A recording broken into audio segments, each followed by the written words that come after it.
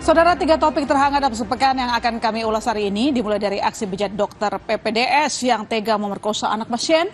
Lalu ada pula kabar baik dari Timnas U17 yang berhasil menyapu bersih laga di fase grup C Piala Asia dengan poin sempurna. Dan juga soal serangan brutal yang masih terus dilancarkan Israel ke jalur Gaza. Kita sorotan pertama, saudara, mahasiswa program pendidikan dokter spesialis anestesi Universitas Padjadjaran Priguna Anugrah Pratama diduga memerkosa seorang perempuan yang merupakan anak pasien di Rumah Sakit Hasan Sadikin, Bandung, Jawa Barat. Insiden ini terjadi pada pertengahan Maret di salah satu ruangan lantai 7 gedung Rumah Sakit Hasan Sadikin. Saat itu tersangka sedang bertugas jaga malam.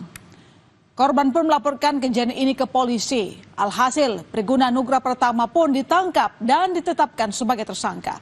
Dalam proses penyidikan, polisi menyita sejumlah barang bukti, diantaranya infus, sarung tangan, jarum suntik, beragam obat bius, dan alat kontrasepsi. Pelaku kemudian dikenai pasal kekerasan seksual dan terancam hukuman 12 tahun penjara. Berdasarkan keterangan beberapa saksi, ada kemungkinan pelaku memiliki perilaku seks yang menyimpang.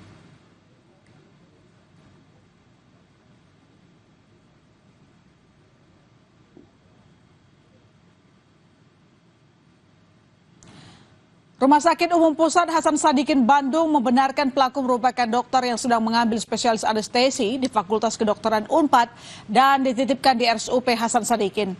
Dirut SDM RSUPP Hasan Sadikin, Bandung, Fitra Hergiana menjelaskan, pada waktu kejadian pelaku memang tengah melakukan tugas jaga malam, sehingga sesuai prosedur pelaku punya kewenangan masuk ruang IGD. Namun Fitra memastikan tindakan medis yang dilakukan pelaku terhadap korban menyuntikkan obat bius saat hendak transfusi darah adalah tindakan di luar standar operasional prosedur.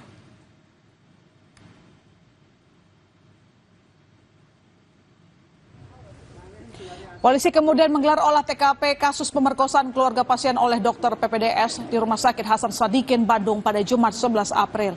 Dari hasil olah TKP, Priguna diduga memerkosa 3 korbannya. 1 orang merupakan anak dari pasien, sedangkan 2 korban lainnya merupakan pasien di Rumah Sakit Hasan Sadikin.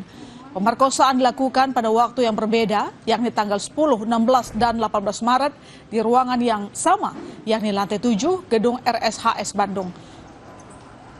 Modus Priguna memerkosa korban adalah melakukan pemeriksaan darah, analisis untuk anestesi, dan uji alergi terhadap obat bius.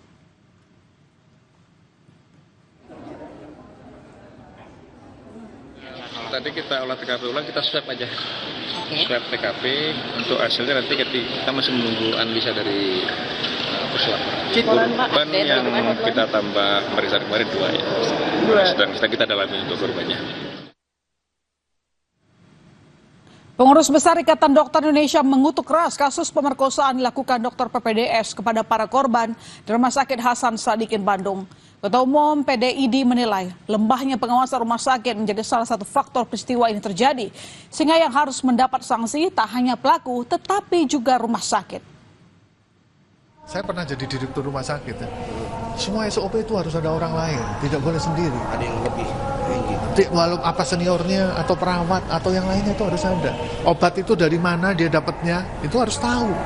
Itu adalah standar tertinggi keselamatan pasien.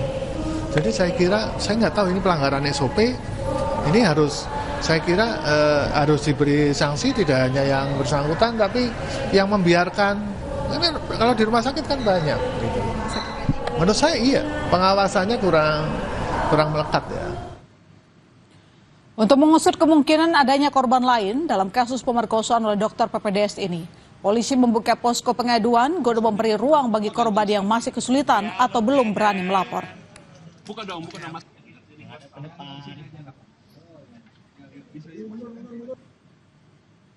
Selanjutnya kita ke topik kedua, saudara. Timnas U17 berhasil tampil sempurna usai menyapu bersih laga di fase grup C Piala Asia dengan poin sempurna 9. Keberhasilan Garuda Muda menyapu bersih laga di fase grup ini melengkapi capaian luar biasa Timnas U17 yang juga lolos ke Piala Dunia U17.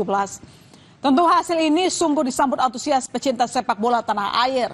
Capaian Garuda Muda ini setidaknya mengobati luka pecinta sepak bola tanah air atas gagalnya Timnas U20 di Piala Asia beberapa waktu lalu.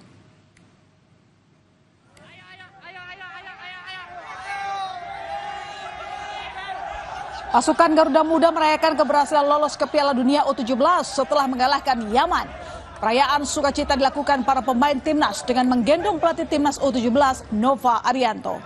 Melalui kemenangan atas Yaman, pelatih timnas U17 Nova Arianto juga memenuhi pesan dari Sintayong, yakni meloloskan Garuda Muda ke Piala Dunia.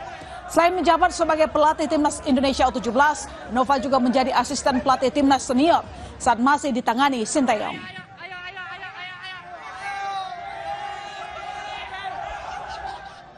Tren positif kemenangan dalam 2 pertandingan diteruskan oleh Evandra Florasta dan kolega. Timnas U17 menutup pertandingan terakhir fase grup Piala Asia U17 2025 dengan kemenangan atas Afghanistan 2 gol tanpa balas.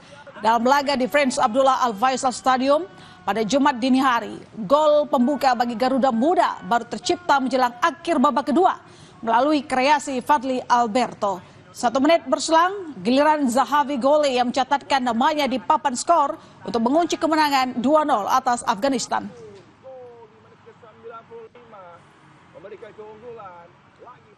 Timnas U17 Indonesia bakal melawan Korea Utara dalam babak perempat final Piala Asia U17 2025. Garuda Muda lolos setelah menjadi juara grup C setelah tak terkalahkan dalam 3 pertandingan di fase grup.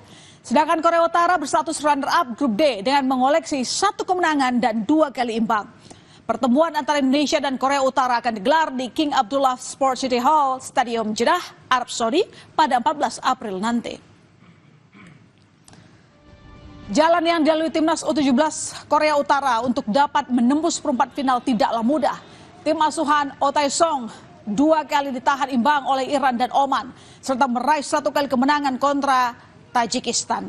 Namun di sisi lain, skuad berjuluk Kolima ini pernah menjadi juara Piala Asia U17 edisi 2010 dan 2014, serta meraih posisi runner-up pada 2004 dan 2006. Timnas U17 Indonesia akan menghadapi tantangan berat di babak perempat final Piala Asia U17 2025. Meski begitu, rekor sapu bersih kemenangan di fase grup menjadi modal berharga bagi Zahavi Gole dan kolega. Kita berharap Garuda Muda dapat terbang tinggi, Garuda Muda merebut kemenangan dan mengukur sejarah baru. Dan kita bergeser ke topik terakhir, serangan brutal Israel yang kembali dilakukan sejak 18 Maret lalu ke Gaza tak hanya menyasar warga sipil tetapi juga petugas medis. Total 15 petugas medis yang terdiri dari 8 personel Bulan Sabit Merah, 6 pekerja pertahanan sipil, dan 1 orang staf PBB tewas akibat serangan militer Israel.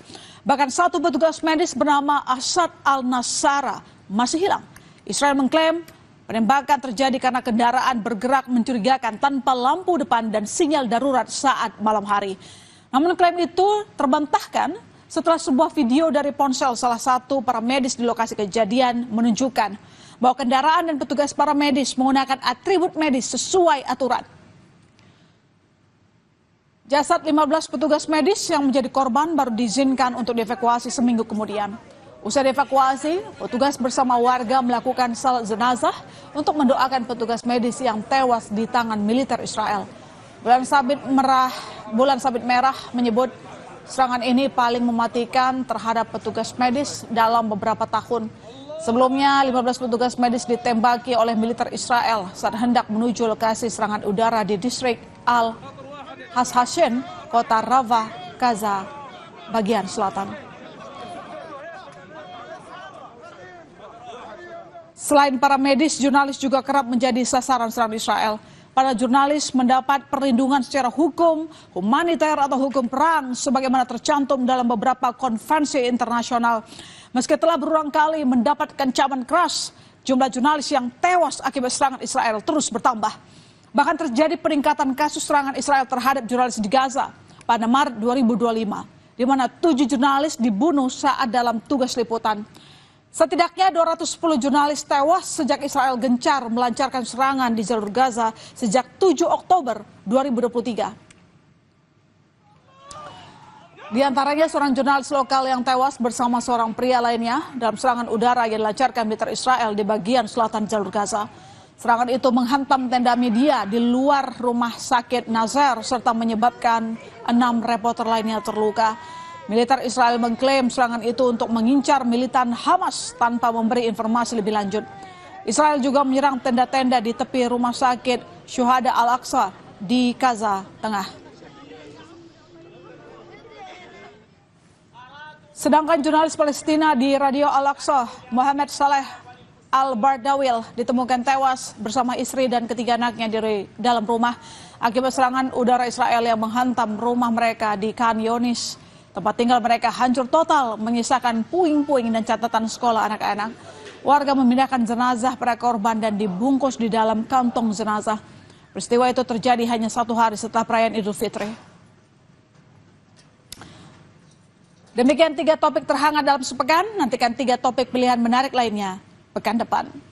Saudara, seorang warga negara asing asal Amerika Serikat mengamuk saat berada di sebuah klinik di Pecatu, Badung, Bali. Selengkapnya, berita utama segera kembali.